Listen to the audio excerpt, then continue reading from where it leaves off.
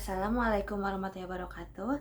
Nama saya Meiza Amalia, NIM 0549635606. Di sini saya akan menyampaikan jawaban dari tugas tutorial 3, dasar-dasar penyuluhan.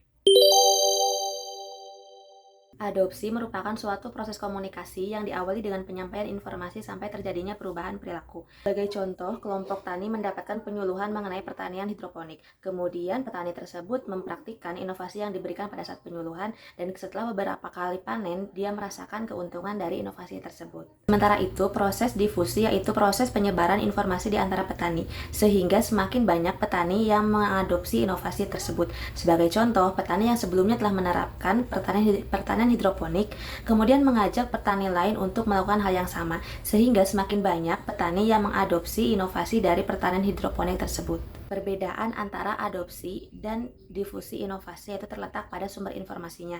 Jika adopsi inovasi, sumber informasinya berasal dari luar sistem sosial masyarakat, sementara difusi inovasi, sumber informasinya berasal dari dalam sistem sosial masyarakat. Upaya yang bisa dilakukan oleh penyuluh dalam rangka mempercepat proses difusi inovasi. Yang pertama adalah melakukan diagnosis terhadap permasalahan di masyarakat serta kebutuhan nyata yang belum dirasakan oleh masyarakat. Yang kedua adalah membuat masyarakat merasa tidak puas dengan kondisinya saat ini. Yang ketiga adalah melakukan hubungan erat dengan masyarakat sehingga bisa menunjukkan kesiapan dari penyuluh untuk membantu masyarakat. Yang keempat adalah mendukung dan membantu masyarakat sehingga bisa mewujudkan keinginannya menjadi perubahan nyata.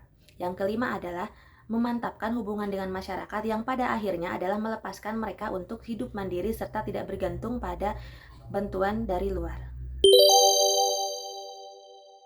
Pendekatan penyuluhan partisipatif yaitu mengalihkan tanggung jawab penyuluhan pertanian dari pemerintah pusat ke pemerintah daerah.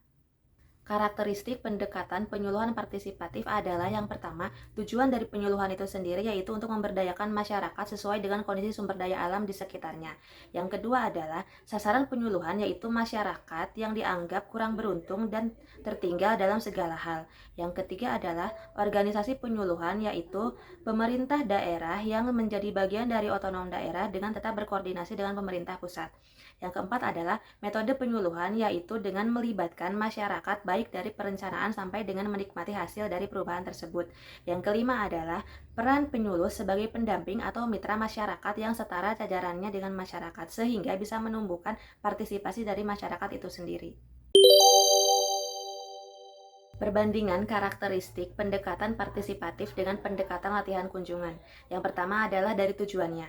Pendekatan partisipatif bertujuan untuk memberdayakan masyarakat sesuai dengan kondisi sumber daya yang dimilikinya. Sementara tujuan dari pendekatan laku yaitu meningkatkan produksi dan pendapatan dari petani. Kedua adalah sasaran penyuluhan. Pendekatan partisipatif menyasar masyarakat yang kurang beruntung dan tertinggal dari segala hal. Sementara pendekatan laku menyasar setiap keluarga petani yang ada di wilayah penyuluhan yang dikelompokkan menjadi kelompok tani. Ketiga adalah organisasi penyuluh pertanian. Pada pendekatan partisipatif, organisasinya adalah pemerintah daerah yang bertindak sebagai daerah otonom dengan tetap berkoordinasi dengan pemerintah pusat. Sementara pada pendekatan laku, organisasinya adalah setiap petani yang terkelompokkan menjadi kelompok tani dengan tetap dilayani oleh penyuluh lapangan. Yang keempat adalah metode penyuluhan. Pada pendekatan partisipatif, masyarakat dilibatkan dari mulai perencanaan sampai dengan menikmati hasil dari penyuluhan tersebut. Sementara pada pendekatan laku, penyuluhan dilakukan dengan melakukan kunjungan terhadap seluruh kelompok tani. Yang kelima adalah peran penyuluh. Pada pendekatan partisipatif, penyuluh berperan sebagai mitra atau pendamping yang sejajar dengan masyarakat sehingga bisa menumbuhkan partisipasi aktif. Sementara pada pendekatan laku, penyuluh melakukan kunjungan dalam rangka membantu petani untuk menunjang kegiatan usaha mereka. Sekian dari saya, mohon maaf apabila terdapat kekeliruan. Wassalamualaikum warahmatullahi wabarakatuh.